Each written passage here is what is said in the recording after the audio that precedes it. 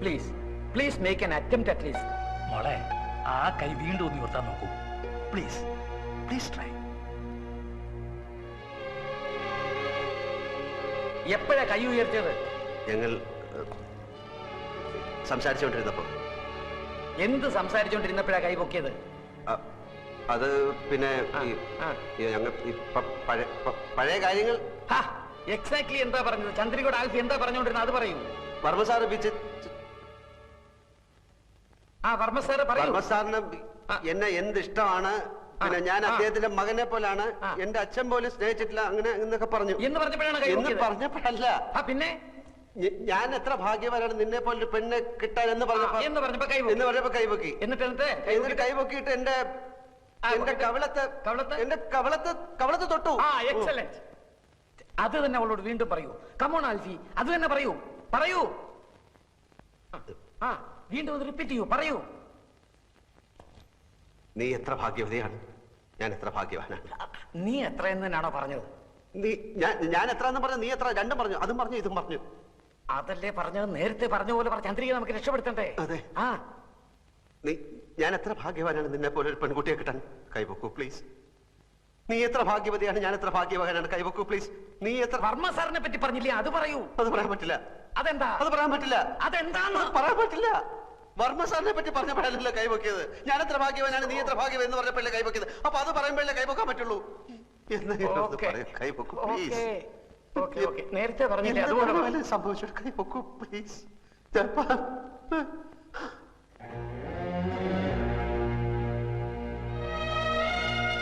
Sorry, ഏതോ ഒരു emotional മൂഡിലായിരിക്കും കൈ ഉയർത്തി. ആ ഇമോഷനിലേക്ക് തിരിച്ചു വരുന്നില്ല. ഇനിയിപ്പോ കാത്തിരിക്കുക നിവൃത്തിയുള്ളൂ. എങ്കിലും പ്രതീക്ഷയ്ക്ക് വക കൂടിയിട്ടുണ്ട്. ഞാൻ പറഞ്ഞില്ലേ, ഇനിയല്ല ആൽഫിയുടെ കയ്യില.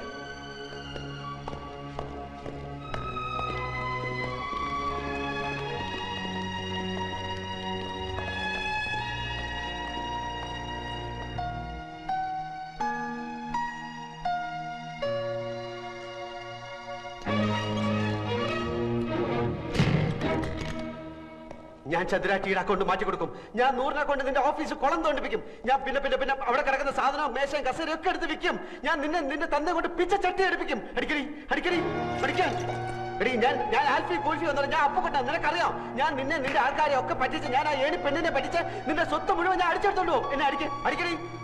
നീ നിന്റെ തന്നെ തെണ്ടി കുത്തുപാല എടുത്ത് വഴി നിൽക്കുമ്പോൾ ഞാൻ കണ്ട ഭാവം കാണിക്കില്ല. അടിക്കടി. നിനക്ക് ചുണ ഉണ്ടെങ്കിൽ അടിക്കടി. നിനക്ക് ധൈര്യം ഉണ്ടെങ്കിൽ എന്റെ കണ്ണക്കുറിക്ക് അടിക്കടി. അടിക്കാൻ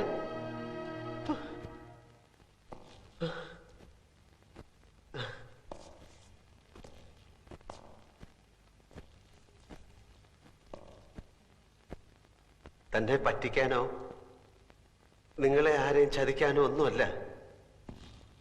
എന്റെ ഗതികേട് കൊണ്ടാണ് ഞാൻ ഈ നാടകം കളിക്കുന്നത്. എനിക്കാരെയും ദ്രോഹിക്കണ്ട. എനിക്കാരുടെ പണവും പദവിയും വേണ്ട. തനിക്കെല്ലാം അറിയാമല്ലോ. ഞാനെല്ലാം തന്നോട് ഒന്ന് പറഞ്ഞിട്ടില്ലേ? തന്റെ കയ്യോ കാലോ ഒന്ന് അനങ്ങിക്കിട്ടിയാൽ തന്നെ രക്ഷപ്പെടുത്താനാവുമെന്ന് ഡോക്ടർ പറഞ്ഞുകൊണ്ടാ ഞാൻ. എന്റെ കാര്യങ്ങളൊക്കെ കുഴഞ്ഞാലും കുഴപ്പമില്ല. താൻ എണീറ്റ് നടക്കുന്ന കാണാൻ എനിക്ക് ആഗ്രഹമുണ്ട്. പിന്നെ അടിച്ച വഴി പോയില്ലെങ്കിൽ പോയ വഴി അടിക്കുക എന്നൊക്കെ പറയാറില്ലേ? അതാ ഞാനിപ്പോ ചെയ്യുന്നത്. ഇത്തിരി കടന്ന കയ്യാന്ന് എനിക്കറിയാം. വേറെ വഴിയില്ലാത്തതുകൊണ്ടാ.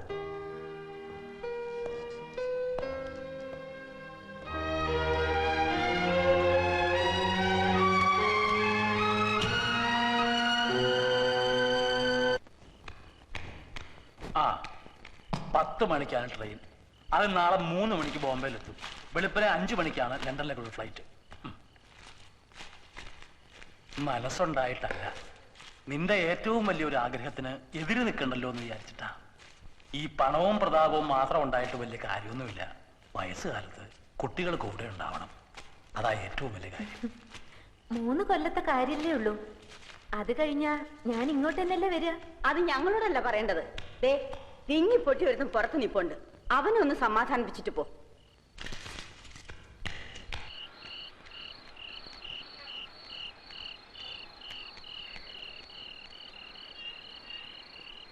അച്ഛാ, പിണങ്ങിയിരിക്കണോ? ഞാൻ പണിയാൻ നിനക്കെന്താ? നിനക്ക് ഇംഗ്ലണ്ടിൽ പോകുന്നതല്ലേ വലിയ കാര്യം. ദേ, ഇങ്ങോട്ട് നോക്കിയേ. പപ്പ എന്നെ പഠിക്കാൻ അയച്ചപ്പോ അച്ഛന് പറഞ്ഞുകൂടായിരുന്നോ ഞാൻ വെറും ഡ്രൈവറാണ്, എന്റെ മോൾ ഇവിടെ വല്ല തൂത്തു തുടപ്പോ അടുക്കള പണിയോ ചെയ്തോണ്ട് ഇവിടെ നിന്നോളുന്ന്? അതിപ്പോ എല്ലാ തന്തമാർക്കും തോന്നില്ലേ മക്കള് പഠിച്ച് നന്നാവണമെന്ന്? അതിനല്ലേ ഞാൻ പോകുന്നത്. 3 വർഷം പഠിച്ച് വലുതായി മിടുക്കിയായി അച്ഛന്റെ അടുത്തേക്ക് തന്നെ തിരിച്ചു വരാൻ. പിന്നെ ഞാൻ അച്ഛന്റെ കൂടെ തന്നെയാ. ഞാൻ വേഗം വരും. പക്ഷേ ഒരു കാര്യം, നീ സായിപ്പിനോട് മിണ്ടാനും പിടിക്കാനും ഒന്നും പോണ്ട. ഇല്ല, എനിക്കറിയാം, ഉമ്മ തരും. ആ അത് തന്നെയാ. പിന്നെ പപ്പയോടും വല്യമ്മയോടും മറ്റെല്ലാവരോടും പ്രത്യേക അനുഗ്രഹം വാങ്ങണം. പോകും മുമ്പ് ആ ആൽഫിയെ കൂടെ ഒന്ന് കാണണമെന്നുണ്ടായിരുന്നു. എന്തിന്? ഞാൻ വിചാരിച്ചതുപോലെ കുഴപ്പക്കാരനല്ല അയാള്. എവിടെയോ ഒരു നല്ല മനസ്സുള്ള ആളാണെന്ന് തോന്നുന്നു. അതൊന്നും എനിക്ക് അറിഞ്ഞൂടാ. ഞാനിപ്പോ ചെകുത്താന്റെയും കടലിന്റെ ഇടയിലാ കിടക്കണേ. ഏതായാലും നാളെ നീ അങ്ങോട്ട് പറക്കല്ലേ. അവിടെ എന്നെ പോലുള്ള ഒരാൾക്ക് എന്തെങ്കിലും പണി കിട്ടുമെന്ന് നീ ഒന്ന് തിരക്കി വെച്ചോ. ഇവിടത്തെ പണി എത്ര നാളുണ്ടാവും എനിക്കറിയില്ല. ആ പിന്നെ ഞാൻ കാലത്ത് പോകും മുമ്പ് അയാളെ കാണാൻ പറ്റുമെന്ന് തോന്നുന്നില്ല. അച്ഛൻ ഈ എഴുത്തൊന്ന് അയാളെ കൊടുത്തേക്കോ? എന്താ സമ്മതം കിട്ടിയോ? കിട്ടി. അതേതായാലും നന്നായി. ഇല്ലെങ്കിൽ നീ പോയാൽ ഇയാളിനെ പ്രായി കൊന്നേനെ. കോണ്ടസാ റിപ്പയർ അല്ലേ? അവക്ക് രാവിലെ പോകാൻ ടാക്സി അറേഞ്ച് ചെയ്യണം. ഇപ്പൊ തന്നെ എന്റെ ആവി പോയാനെ.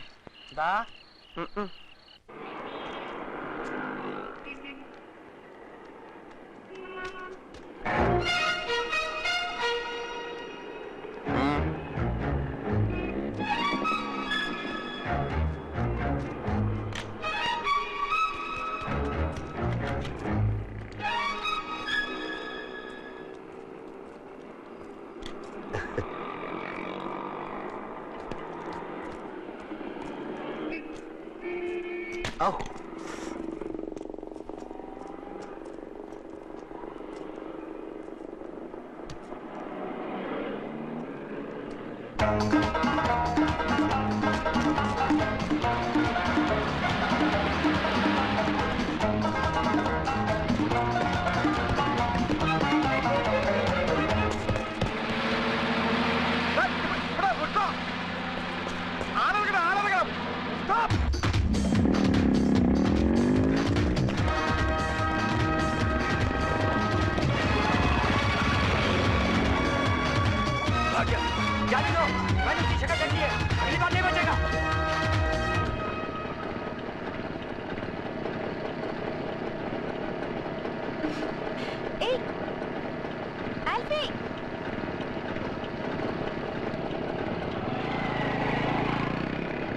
भैया उस मोटरसाइकिल के पीछे जाओ प्लीज, जाओ। रेलवे स्टेशन नहीं जाना? नहीं, उससे कुछ जरूरी बात करनी है। चलो चलो।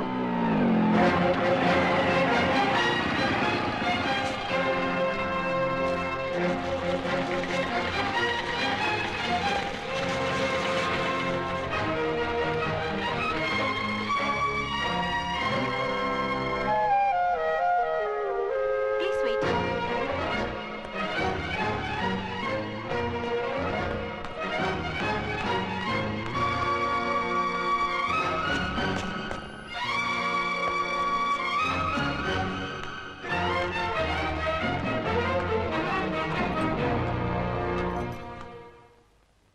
Alfie?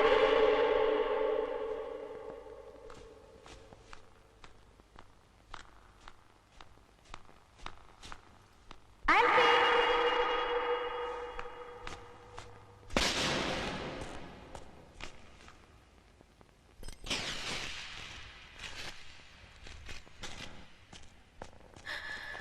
Alfie?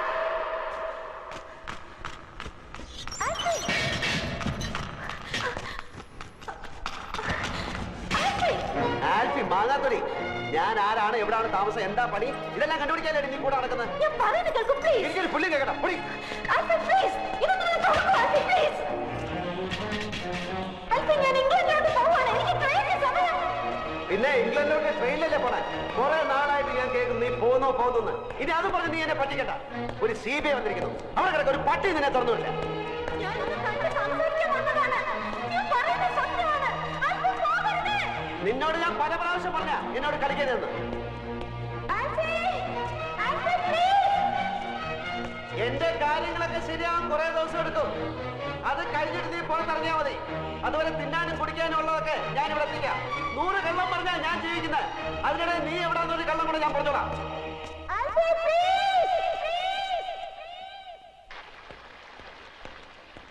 ഹലോ, നിങ്ങളുടെ മോളില്ലേ? എന്താ ജീവിയുടെ പേര്? ലേഹ. അവള് പോയി. എങ്ങോട്ട്? അവള് ഇംഗ്ലണ്ടിൽ പോയി. കാലത്തെ ട്രെയിനിൽ ബോംബെക്ക്. വെളുപ്പിന് അവിടെ നിന്ന് ഫ്ലൈറ്റ് ഉണ്ട്. മറ്റന്നാ അവിടെ എത്തിച്ചേരണമെന്ന ലാസ്റ്റ് ഡേറ്റാ. നിനക്ക് സമാധാനായില്ലേ? ഇനി അവളെ കൊണ്ടൊരു ശല്യം നിനക്കുണ്ടാവില്ല. ആ പിന്നെ അവള് നിന്നെ അന്വേഷിച്ചു. പോകുന്നതിന് മുമ്പ് നിന്നെ കണ്ടെന്തോ പറയണമെന്ന് പറഞ്ഞു. സാധിക്കാത്തതുകൊണ്ട് ദാ ഈ കത്ത് തന്നു.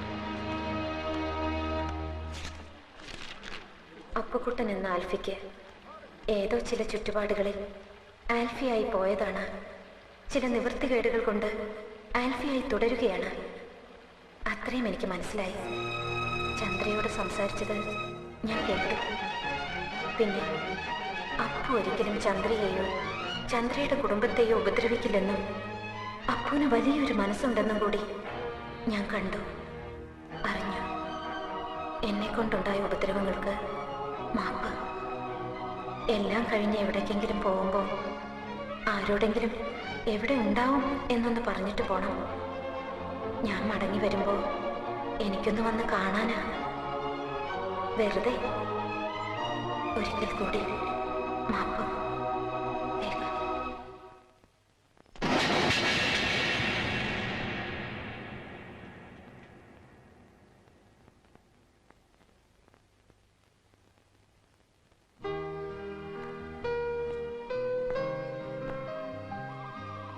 ലേഹയുടെ ഫ്ലൈറ്റ് ഇപ്പൊ പോയി കാണും അല്ലേ?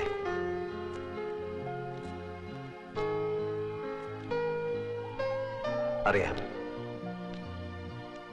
വലിയൊരു മോഹവും അതോടൊപ്പം പോയി. ഞാനൊരു ഒന്നാന്തരം കള്ളനാണ്.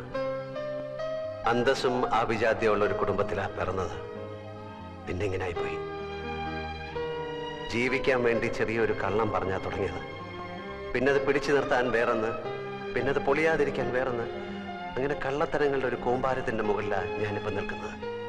ഒന്ന് പൊളിഞ്ഞാ മതി, പിന്നെ പടപടാന്ന് പൊളിഞ്ഞു വീഴും. ജാതകത്തിന്റെ ബലമോ ദൈവാനുഗ്രഹമോ എന്തുകൊണ്ടോ ഇതുവരെ പിടിച്ചു നിന്നു. ഒരു വശത്ത് ദൈവത്തിന്റെ രൂപത്തിൽ ചന്ദ്രയും വർമ്മസാറിനെയും പോലെ ചിലര്, മറുവശത്ത് ചെകുത്താന്റെ രൂപത്തിൽ നിന്നെ ആ സത്യപാലനെയും പോലെ ചിലര്. ദൈവങ്ങളുടെയും ചെകുത്താന്റെയും ഇടയിൽ കിടന്ന് ചക്രശ്വാസം വലിക്കുന്ന ഞാൻ. ആ വെപ്രാളത്തെ പറ്റിപ്പോയ ഒരു അബദ്ധമാണിത്. പലരോടും പല കൊച്ചു കൊച്ചു ദ്രോഹങ്ങൾ ഞാൻ ചെയ്തിട്ടുണ്ട്. പക്ഷെ അതൊക്കെ ചെയ്തപ്പോഴെല്ലാം അതിനെല്ലാം എന്തെങ്കിലും ഒരു പരിഹാരം ചെയ്ത് പാപം കഴുകി കളയണമെന്ന് ഞാൻ വിചാരിച്ചിട്ടുണ്ട്.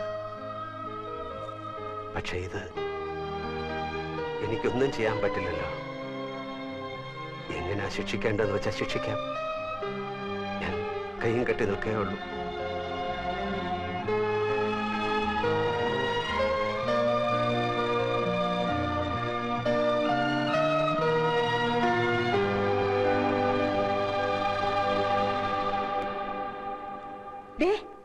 ഇത് കണ്ടോ? രാജ്യം വിട്ടുപോയ പെണ്ണ് ദാ വന്നിരിക്കുന്നു. എന്തു പറ്റി കുട്ടി? ഞാൻ പോകുന്നില്ല. എനിക്ക് പോവാൻ തോന്നുന്നില്ല. ചന്ദ്ര ഇങ്ങനെ കിടക്കുമ്പോ ഞാനും ഇവിടെ വേണമെന്ന് എനിക്ക് തോന്നി. എനിക്കറിയാം, അവക്ക് അങ്ങനെ തോന്നും. അവളും പപ്പയുടെ മോളല്ലേ. Good decision. 1 വർഷം പഠിപ്പ് പോകുന്നേ ഉള്ളൂ. വേണമെന്ന് തോന്നി ഇനി അപ്ലൈ ചെയ്യാം. പക്ഷേ ഉടനെ യൂണിവേഴ്സിറ്റി പോയി എഴുതി കൊടുക്കണം. വെറുതെ സ്കോളർഷിപ്പ് എന്തിനാ കളയുന്നത്?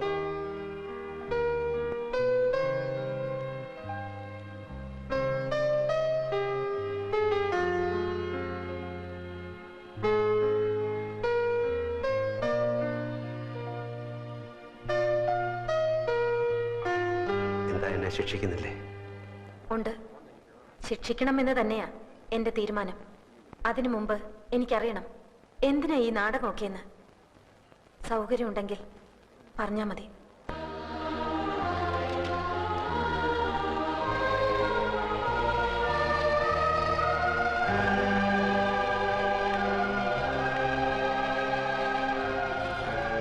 പുറത്ത് പോലീസ് നിൽക്കുന്നുണ്ട്. എന്തിന്? കുറെ ആൽഫിമാരെ അറസ്റ്റ് ചെയ്യാൻ. ഞാൻ തന്റെ സുഹൃത്ത് അപ്പുക്കുട്ടനും ഇത് തന്നെയാ പറഞ്ഞത്. അയാളും ഉണ്ട് പുറത്ത്. അന്തസ്സുള്ള ഓഫീസായത്. ഇതിനകത്ത് പോലീസുകാർ കയറി MD അറസ്റ്റ് ചെയ്തെന്നറിഞ്ഞാൽ ഞങ്ങൾക്ക് അതിന്റെ നാണക്കേട്. അതുകൊണ്ടാ ഞാൻ അവരെ പുറത്ത് നിർത്തിയത്. മനുഷ്യൻ അത്യാർത്ഥി പാടില്ല അല്ലേ? താൻ വരുന്നുണ്ടോ അതോ ഞാൻ അവരെ ഇങ്ങോട്ട് വിളിക്കണോ? വേണ്ട, നമ്മൾ വരാം. പോലീസ് ഇങ്ങോട്ട് വന്നാൽ ഈ ആഫീസുകൾ എല്ലാവരും കൂടി നമ്മളെ എടുത്തിട്ട് ഇടിക്കും. ഈ തിങ്ങളെ അടി നമ്മൾ നേരത്തെ കണ്ടിട്ടുള്ളത്. മാമാനെ അടിച്ചിട്ട് മാമാന്റെ എല്ലിന്റെ എണ്ണം കൂടി പല്ലിന്റെ എണ്ണം കുറഞ്ഞ്. എന്നാ വാ. എവിടെ പോലീസ്? എവിടെ പോലീസ്?